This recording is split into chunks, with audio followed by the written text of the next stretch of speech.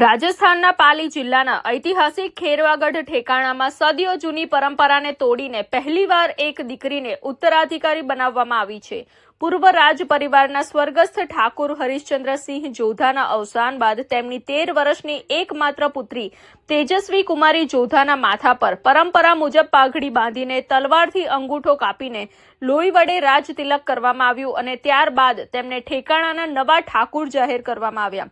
જોધપુર રાજ પરિવાર તરફથી મોકલવામાં આવેલી પાઘડી પહેરાવવાની સાથે જ રક્ત તિલક અને વૈદિક મંત્રોચ્ચાર વચ્ચે રાજ તિલકની વિધિ પૂર્ણ કરવામાં આવી હતી. આ સમારોહમાં મોટી સંખ્યામાં ગ્રામજનો અને અગ્રણીઓ ઉપસ્થિત રહ્યા હતા. એવું કહેવાય છે કે ખેરવાગઢમાં આશરે 65 વર્ષ બાદ રાજ તિલકની આ પરંપરા નિભાવવામાં આવી છે.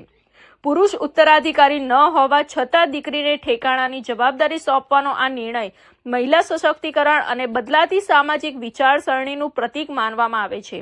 આ ઐતિહાસિક નિર્ણયે રાજસ્થાનની પરંપરાગત વ્યવસ્થામાં એક નવો આદર્શ સ્થાપિત કર્યો છે. લુક પરફેક્ટ, વાઇબ એકદમ પ્રીમિયમ. લેક્મે સલોન, કેશવબાગ, અમદાવાદમાં તમારું મેકઓવર કરાવો અને મેળવો celebrity glow. Book your appointment now.